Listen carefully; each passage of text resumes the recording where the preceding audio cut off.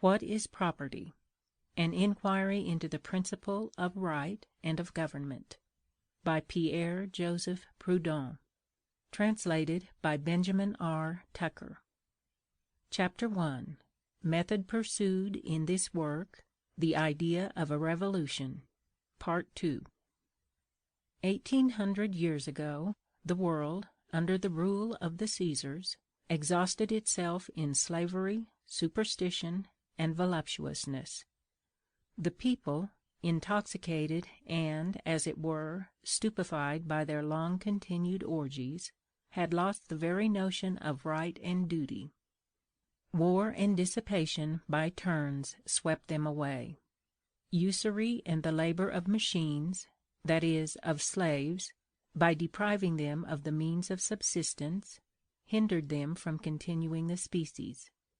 Barbarism sprang up again, in a hideous form, from this mass of corruption, and spread like a devouring leprosy over the depopulated provinces.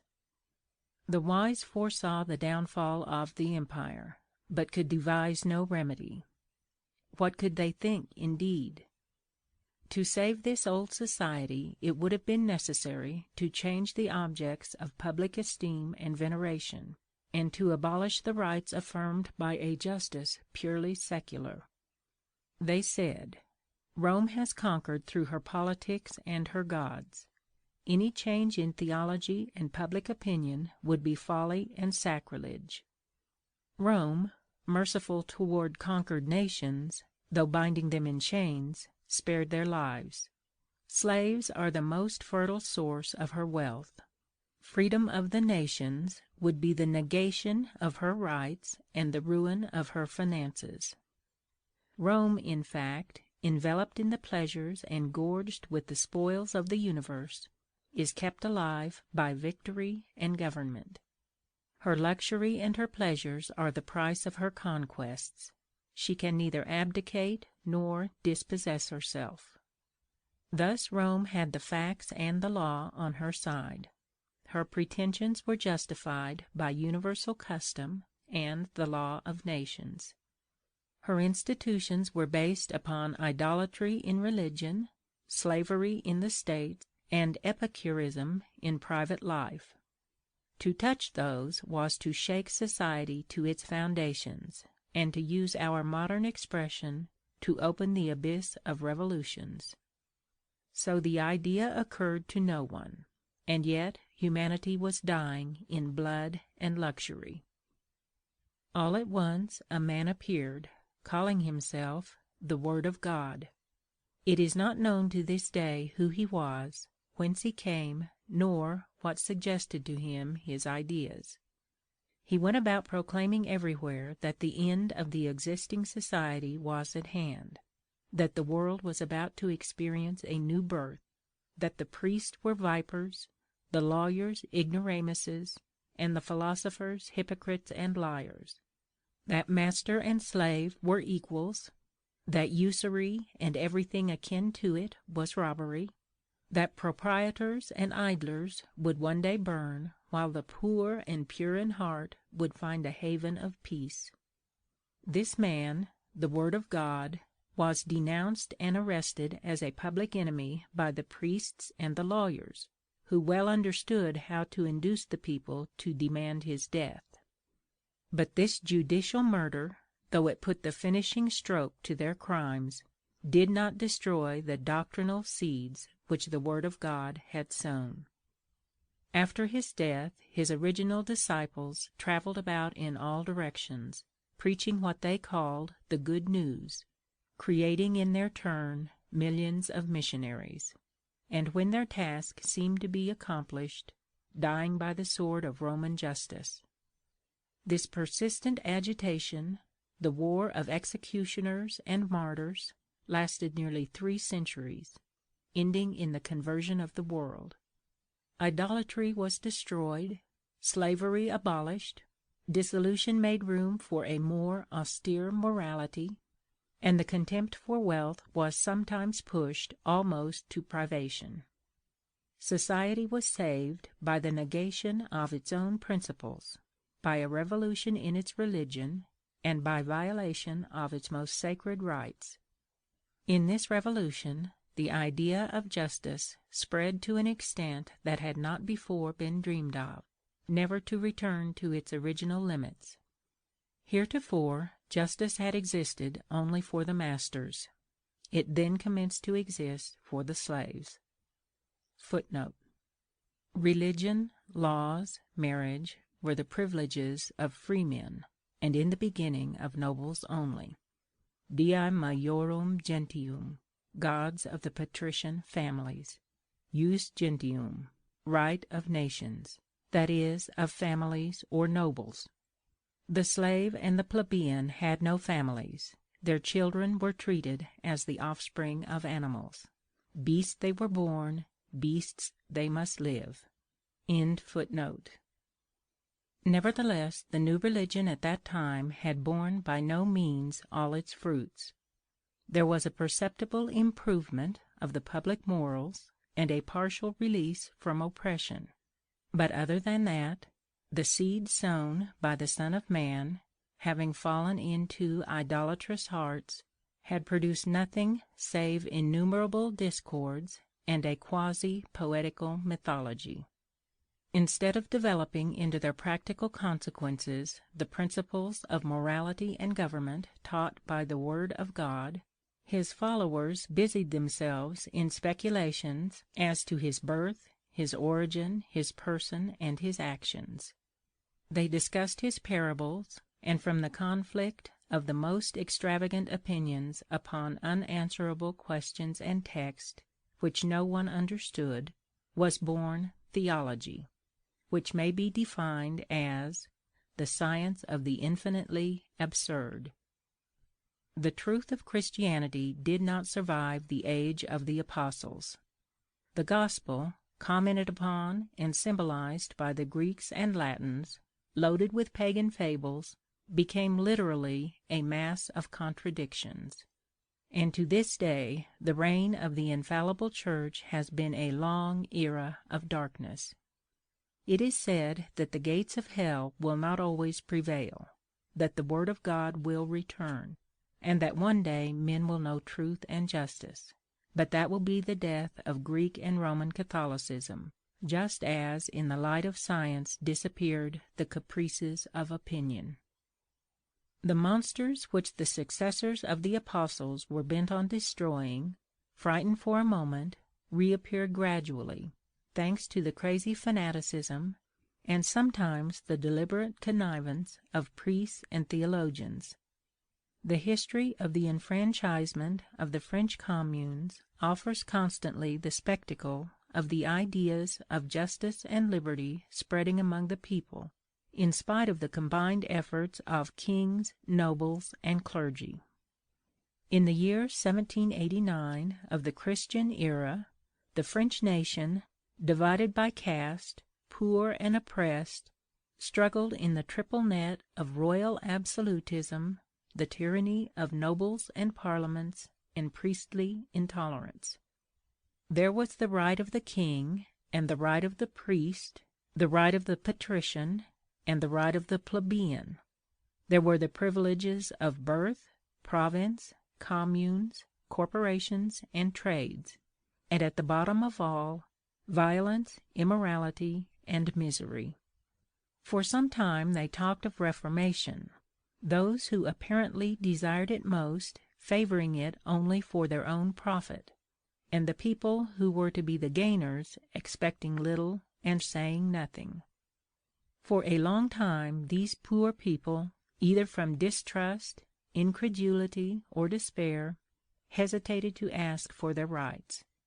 It is said that the habit of serving had taken the courage away from those old communes, which in the Middle Ages were so bold. Finally, a book appeared, summing up the whole matter in these two propositions. What is the third estate? Nothing. What ought it to be? Everything. Someone added by way of comment, what is the king? The servant of the people. This was a sudden revelation. The veil was torn aside. A thick bandage fell from all eyes. the people commenced to reason thus: if the king is our servant, he ought to report to us.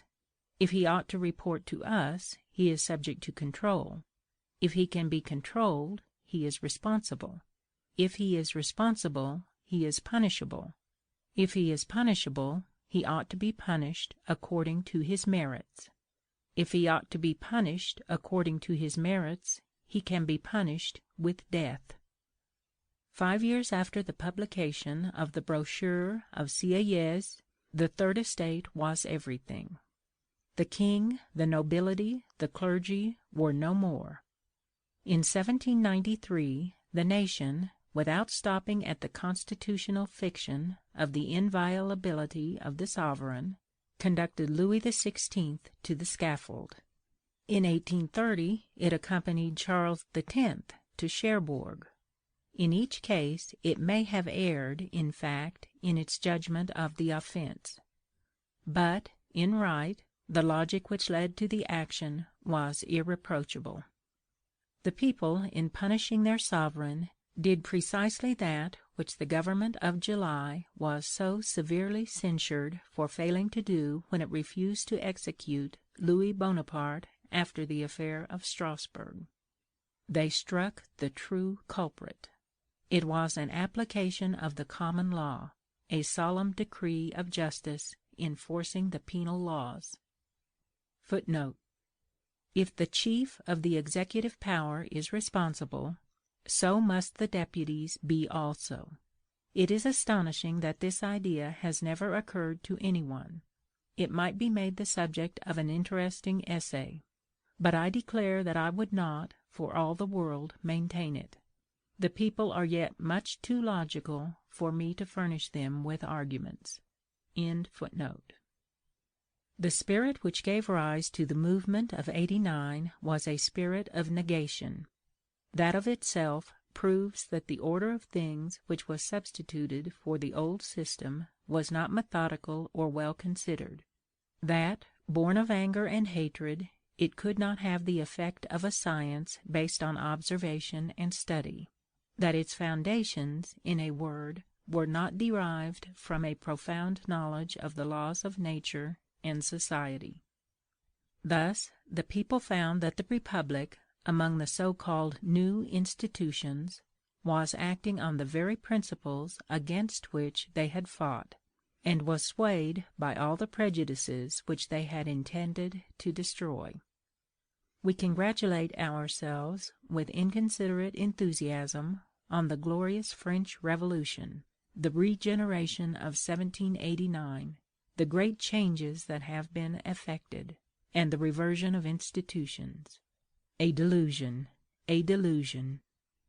When our ideas on any subject, material, intellectual, or social, undergo a thorough change in consequence of new observations, I call that movement of the mind revolution.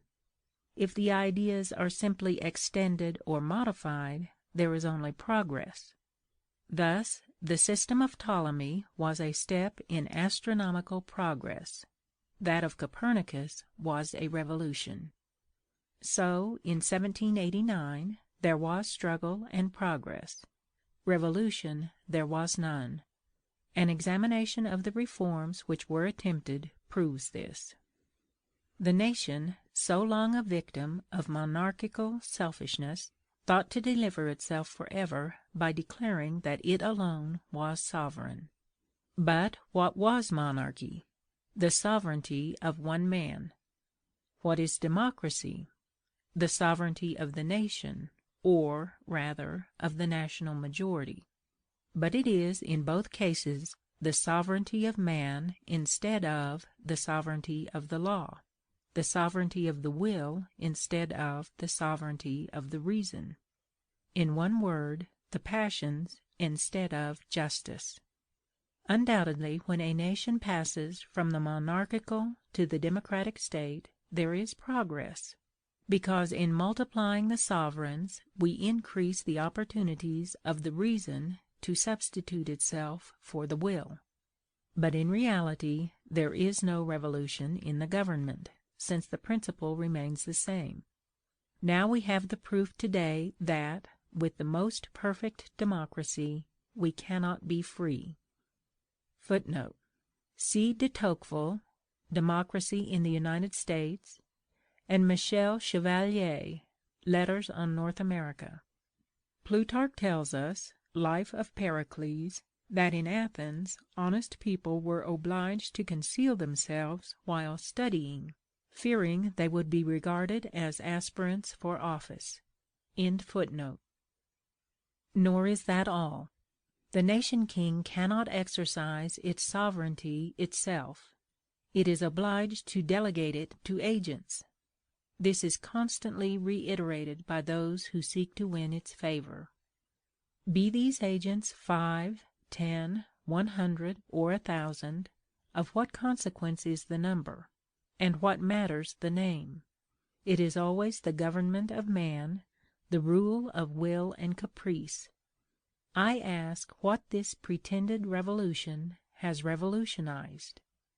We know too how this sovereignty was exercised, first by the convention, then by the directory, afterwards confiscated by the consul. As for the emperor, the strong man so much adored and mourned by the nation, he never wanted to be dependent on it, but, as if intending to set its sovereignty at defiance, he dared to demand its suffrage, that is, its abdication, the abdication of this inalienable sovereignty, and he obtained it. But what is sovereignty? It is, they say, the power to make law. Footnote. Sovereignty, according to Tuillier, is human omnipotence. A materialistic definition. If sovereignty is anything, it is a right, not a force or a faculty. And what is human omnipotence? End footnote. Another absurdity, a relic of despotism. The nation had long seen kings issuing their commands in this form: "For such is our pleasure." It wished to taste in its turn the pleasure of making laws. For 50 years it has brought them forth by myriads, always, be it understood, through the agency of representatives. The play is far from ended. The definition of sovereignty was derived from the definition of the law. The law, they said, is the expression of the will of the sovereign. Then, under a monarchy, the law is the expression of the will of the king. In a republic, the law is the expression of the will of the people. Aside from the difference in the number of wills, the two systems are exactly identical. Both share the same error, namely, that the law is the expression of a will. It ought to be the expression of a fact. Moreover, they followed good leaders. They took the Citizen of Geneva for their prophet, and the Contrat Social for their Koran. Bias and prejudice are apparent in all the phrases of the new legislators. The nation had suffered from a multitude of exclusions and privileges. Its representatives issued the following declaration: "All men are equal by nature and before the law," an ambiguous and redundant declaration. Men are equal by nature. Does that mean that they are equal in size, beauty, talents, and virtue? No. They meant, then, political and civil equality. Then it would have been sufficient to have said, "All men are equal before the law." But what is equality before the law? Neither the Constitution of 1790, nor that of '93, nor the granted charter, nor the accepted charter have defined it accurately. All imply an inequality in fortune and station incompatible with even a shadow of equality in rights. In this respect it may be said that all our constitutions have been faithful expressions of the popular will. I am going to prove it. Formerly the people were excluded from civil and military offices. It was considered a wonder when the following high-sounding article was inserted in the Declaration of Rights. Quote, "All citizens are equally eligible to office. Free nations know no qualifications in their choice of officers save virtues and talents." End quote. They certainly ought to have admired so beautiful an idea. They admired a piece of nonsense. Why, the sovereign people, legislators, and reformers see in public offices, to speak plainly, only opportunities for pecuniary advancement, and because it regards them as a source of profit, it decrees the eligibility of citizens. For of what use would this precaution be if there were nothing to gain by it? No one would think of ordaining that none but astronomers and geographers should be pilots, nor of prohibiting stutterers from acting at the theatre and the opera. The nation was still aping the kings. Like them, it wished to award the lucrative positions to its friends and flatterers. Unfortunately, and this last feature completes the resemblance, the nation did not control the list of livings. That was in the hands of its agents and representatives. They, on the other hand, took care not to thwart the will of their gracious sovereign. This edifying article of the Declaration of Rights, retained in the charters of 1814 and 1830, implies several kinds of civil inequality, that is, of inequality before the law. Inequality of station, since the public functions are sought only for the consideration and emoluments which they bring; inequality of wealth, since, if it had been desired to equalize fortunes, public service would have been regarded as a duty, not as a reward; inequality of privilege, the law not stating what it means by talents and virtues. Under the Empire, virtue and talent consisted simply in military bravery and devotion to the emperor. That was shown when Napoleon created his nobility, and attempted to connect it with the ancients. Today, the man who pays taxes to the amount of 200 francs is virtuous. The talented man is the honest pickpocket. Such truths as these are accounted trivial. The people finally legalized property. God forgive them, for they knew not what they did. For 50 years they have suffered for their miserable folly. But how came the people, whose voice, they tell us, is the voice of God, and whose conscience is infallible, how came the people to err? How happens it that, when seeking liberty and equality, they fell back into privilege and slavery? Always through copying the ancient regime. Formerly, the nobility and the clergy contributed towards the expenses of the state only by voluntary aid and gratuitous gift. Their property could not be seized even for debt, while the plebeian, overwhelmed by taxes and statute labor, was continually tormented, now by the king's tax gatherers, now by those of the nobles and clergy. He whose possessions were subject to mortmain could neither bequeath nor inherit property. He was treated like the animals, whose services and offspring belong to their master by right of accession.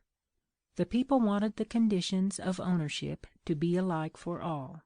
They thought that everyone should enjoy and freely dispose of his possessions, his income, and the fruit of his labor and industry. The people did not invent property, but as they had not the same privileges in regard to it which the nobles and clergy possessed, they decreed that the right should be exercised by all under the same conditions. The more obnoxious forms of property, statute labor, mortmain, maîtrise, and exclusion from public office, have disappeared. The conditions of its enjoyment have been modified. The principle still remains the same. There has been progress in the regulation of the right. There has been no revolution. These, then, are the 3 fundamental principles of modern society, established one after another by the movements of 1789 and 1830. 1. Sovereignty of the human will, in short, despotism. 2. Inequality of wealth and rank. 3. Property, above justice, always invoked as the guardian angel of sovereigns, nobles, and proprietors. Justice, the general, primitive, categorical law of all society. We must ascertain whether the ideas of despotism, civil inequality, and property are in harmony with the primitive notion of justice, and necessarily follow from it, assuming various forms according to the condition, position, and relation of persons; or whether they are not rather the illegitimate result of a confusion of different things, a fatal association of ideas. And since justice deals especially with the questions of government, the condition of persons, and the possession of things, we must ascertain under what conditions, judging by the universal opinion and the progress of the human mind, government is just, the condition of citizens is just, and the possession of things is just. Then, striking out everything which fails to meet these conditions, the result will at once tell us what legitimate government is, what the legitimate condition of citizens is, and what the legitimate possession of things is, and finally, as the last result of the analysis, what justice is.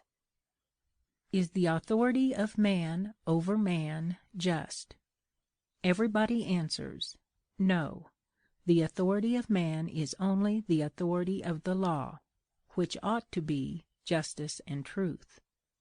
The private will counts for nothing in government, which consists, first, in discovering truth and justice in order to make the law, and second, in superintending the execution of this law. I do not now inquire whether our constitutional form of government satisfies these conditions, whether, for example, the will of the ministry never influences the declaration and interpretation of the law, or whether our deputies in their debates are more intent on conquering by argument than by force of numbers. It is enough for me that my definition of a good government is allowed to be correct. This idea is exact. Yet we see that nothing seems more just to the Oriental nations than the despotism of their sovereigns; that, with the ancients, and in the opinion of the philosophers themselves, slavery was just; that in the Middle Ages the nobles, the priests, and the bishops felt justified in holding slaves; that Louis XIV thought he was right when he said, "The state, I am the state," and that Napoleon deemed it a crime for the state to oppose his will. The idea of justice, then, applied to sovereignty and government, has not always been what it is today. It has gone on developing and shaping itself by degrees, until it has arrived at its present state. But has it reached its last phase? I think not. Only, as the last obstacle to be overcome arises from the institution of property, which we have kept intact, in order to finish the reform in government and consummate the revolution, this very institution we must attack. Is political and civil inequality just? Some say yes, others no.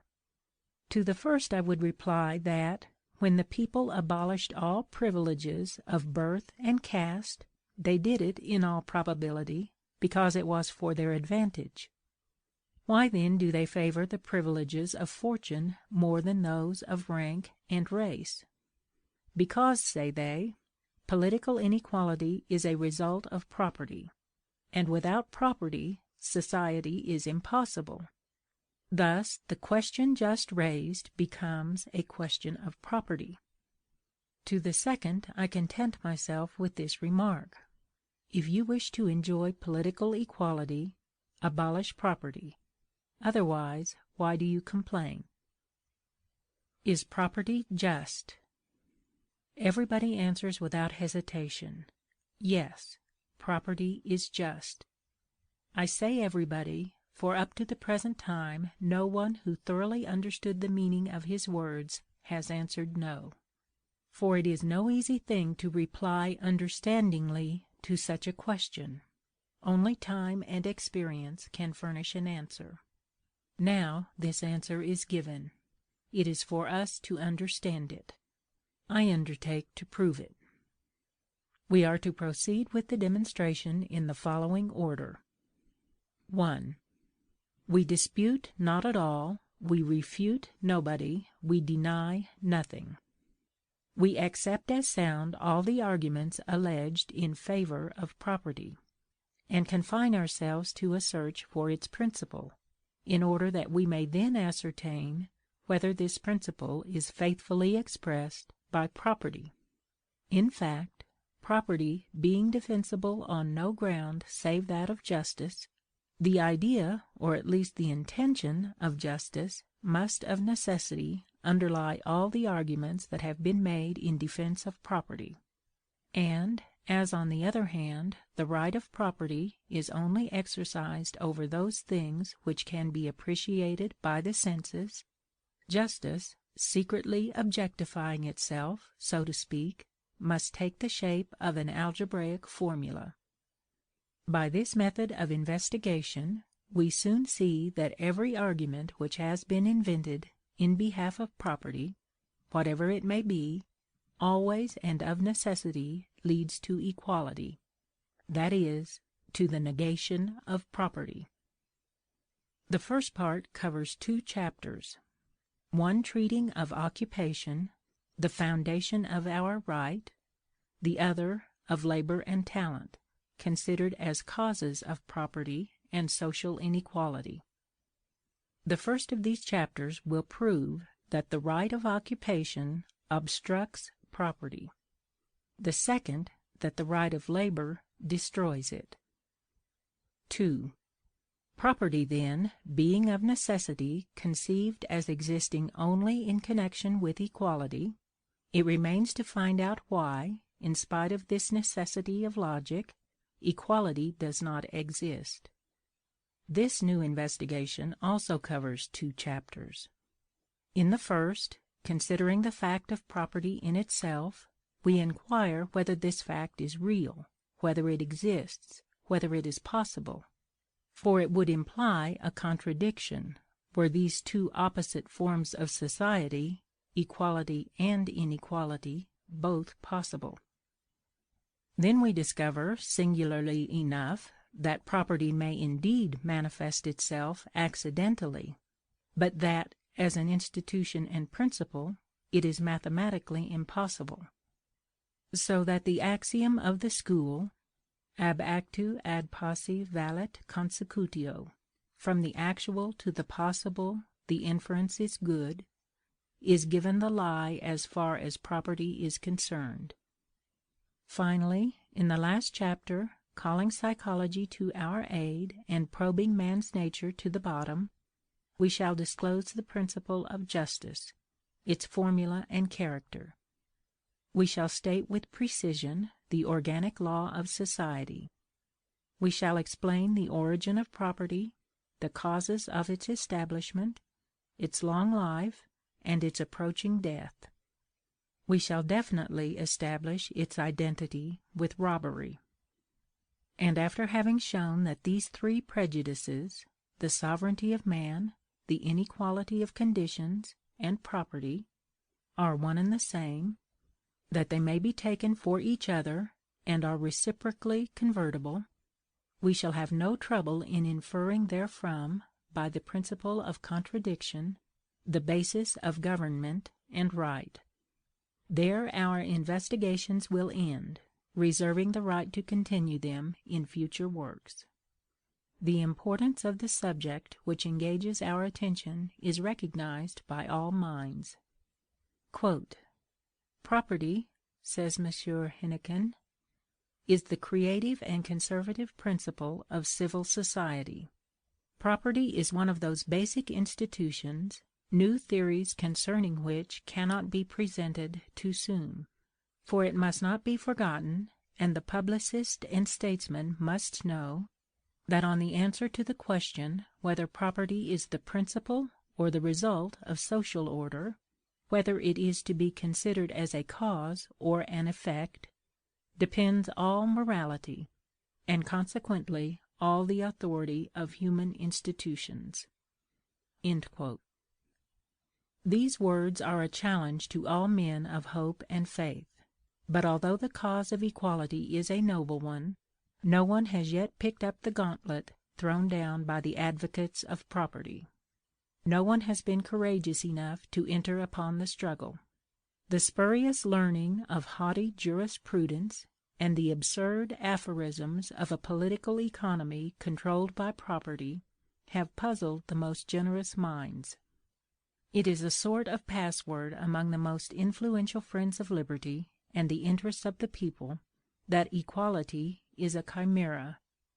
So many false theories and meaningless analogies influence minds otherwise keen, but which are unconsciously controlled by popular prejudice. Equality advances every day. Fit equalitas. Soldiers of liberty, shall we desert our flag in the hour of triumph? A defender of equality, I shall speak without bitterness and without anger, with the independence becoming a philosopher, with the courage and firmness of a free man. May I, in this momentous struggle, carry into all hearts the light with which I am filled, and show, by the success of my argument, that equality failed to conquer by the sword, only that it might conquer by the pen. End of Chapter 1, Part 2.